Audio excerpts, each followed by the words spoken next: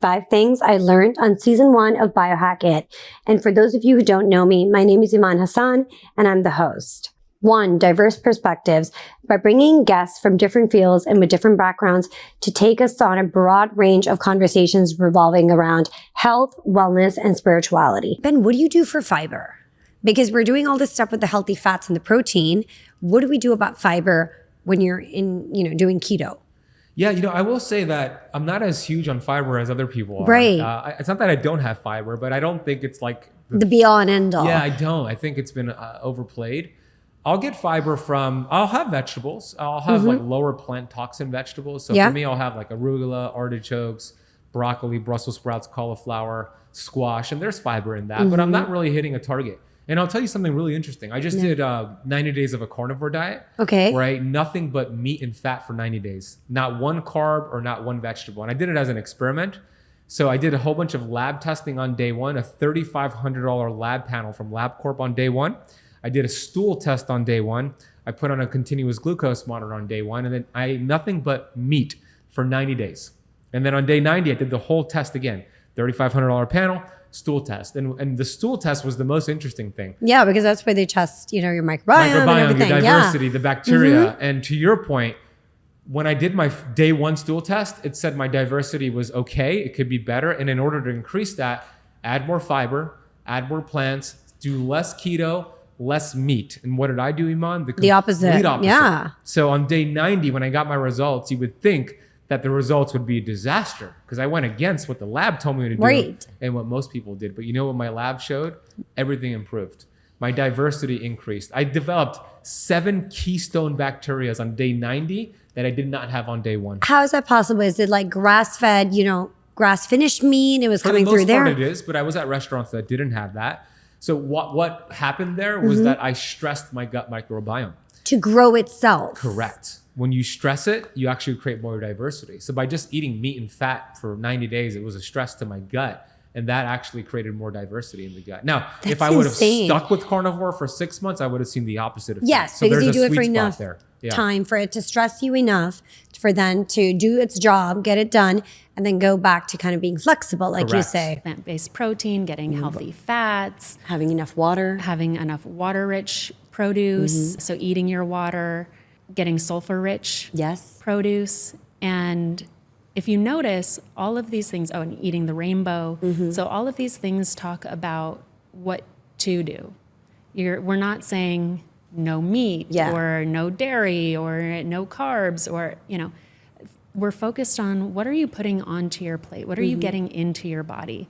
Because like we said, certain processes are nutrient dependent. Yes. So we have to make sure you're getting those things in your body and on your plate. So, people might look at us and say, oh, they're a, quote, vegan meal delivery.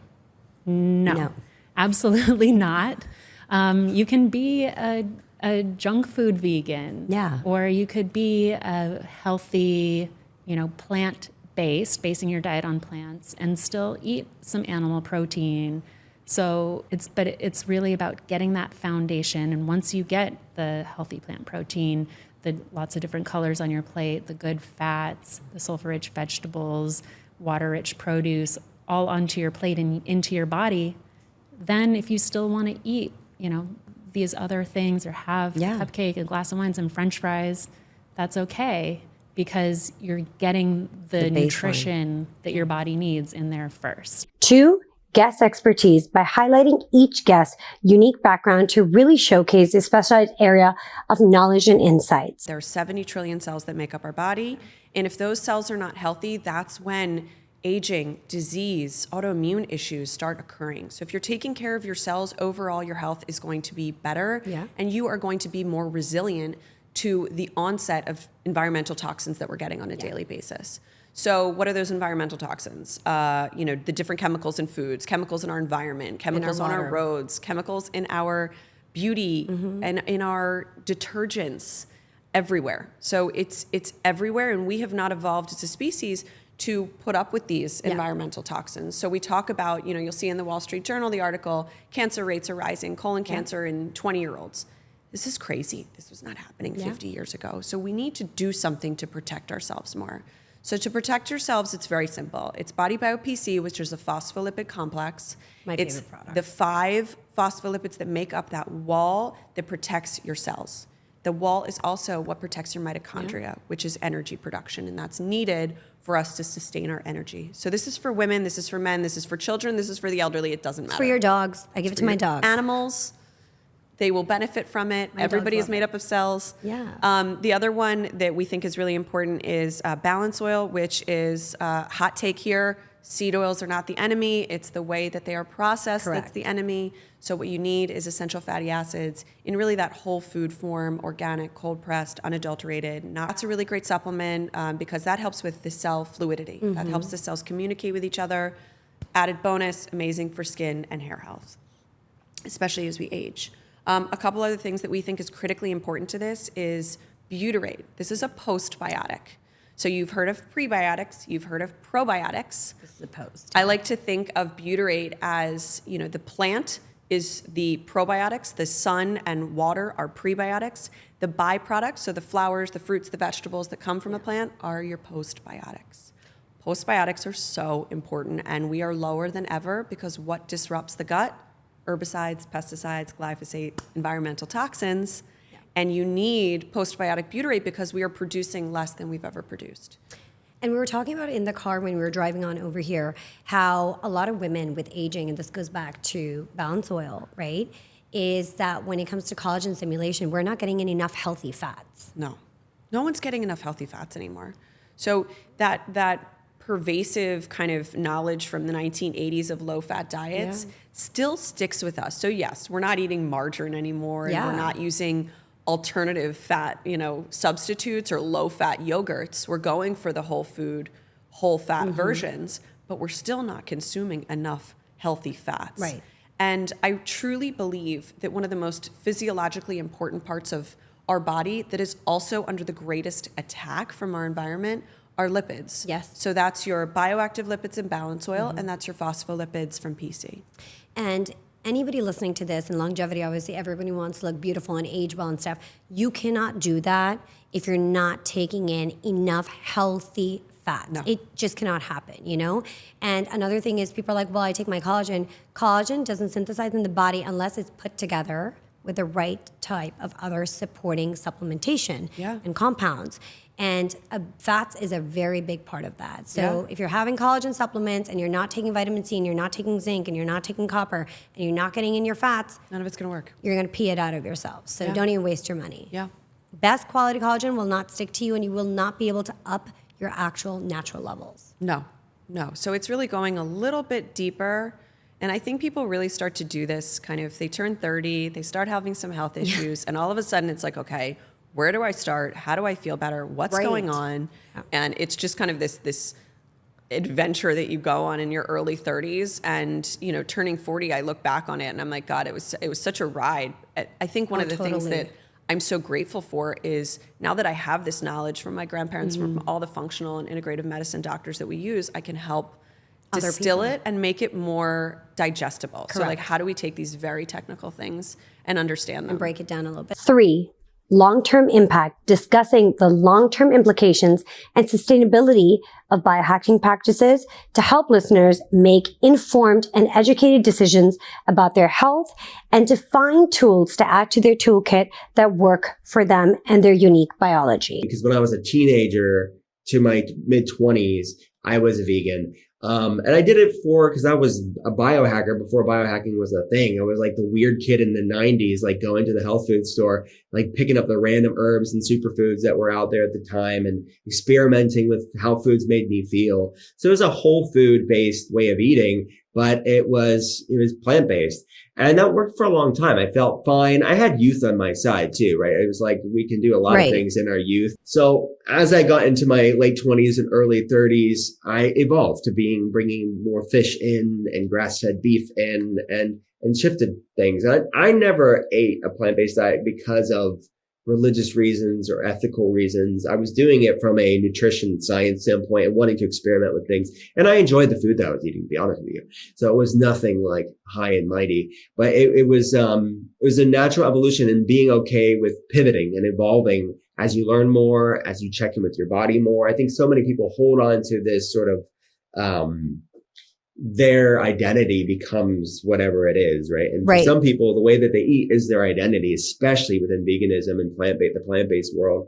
And I just find that sort of tribalism is antithetical to human like health. We want to evolve. It's okay to pivot. It's okay to check in with your body, and what works for you maybe for a season isn't what you always need to be doing. And these are conversations that I have with patients all the time. And to be true, I mean, I have plant-based patients and I have many omnivorous patients, and then we have carnivore-age patients too, and everything in between. It's the full spectrum. So I don't have an ideological, fervent bent when it comes to being zealous about these sort of things.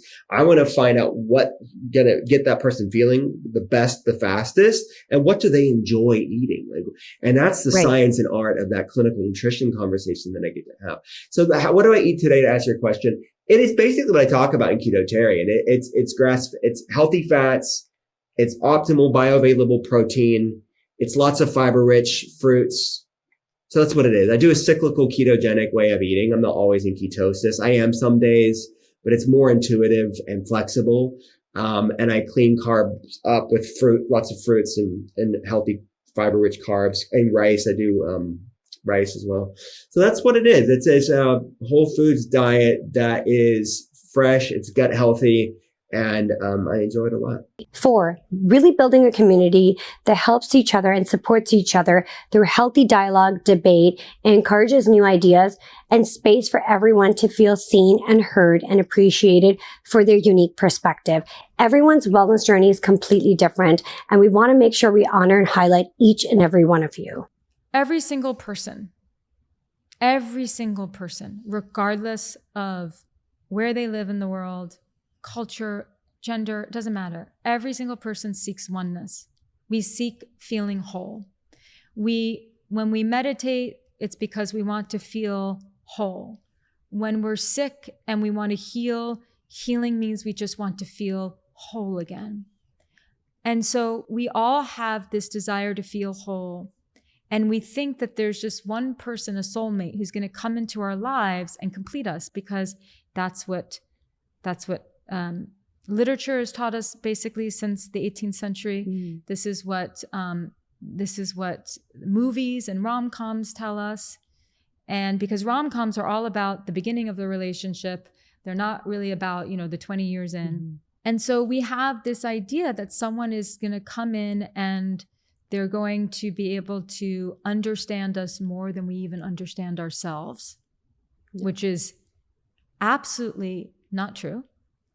That they are going to be in many ways the perfect parent that we wish that we had, even if we had a great parent.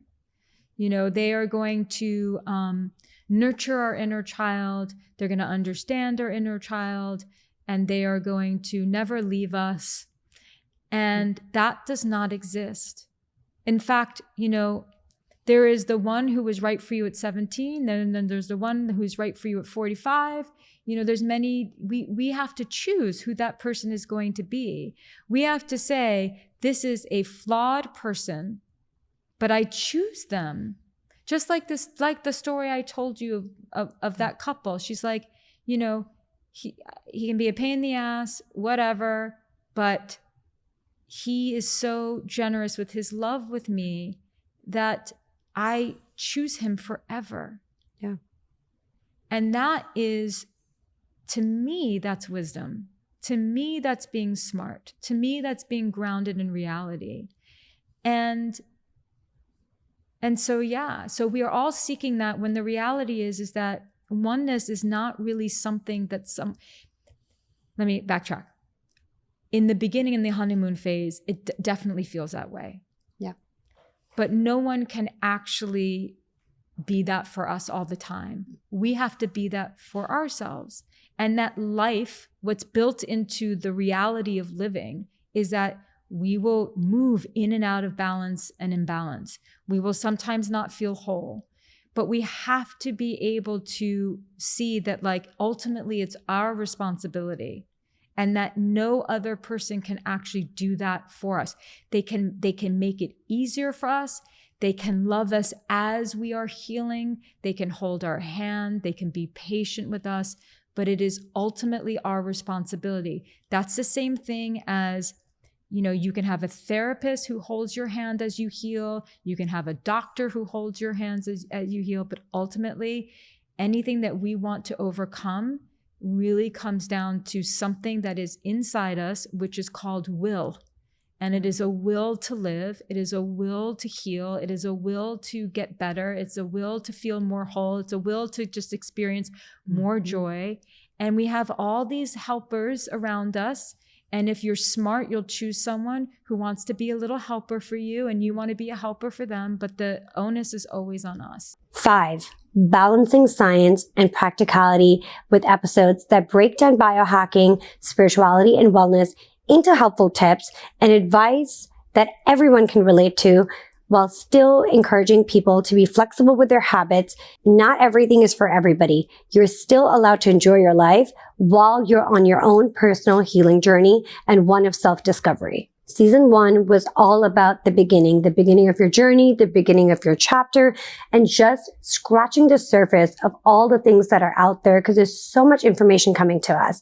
Season 2 is going to be about continuing that journey, but going further and deeper into topics that we've discovered and listened to together, and diving deeper into things that you, the community, have asked us to go into. We're bringing on very inspiring guests, more incredible names, and further practical tools to help elevate your biohacking and wellness and spirituality journey. Remember, your health is your greatest asset. Let's optimize together and live happier, healthier lives. Thank you for being part of Biohack-it and building this amazing community with me. Stay tuned for more to come.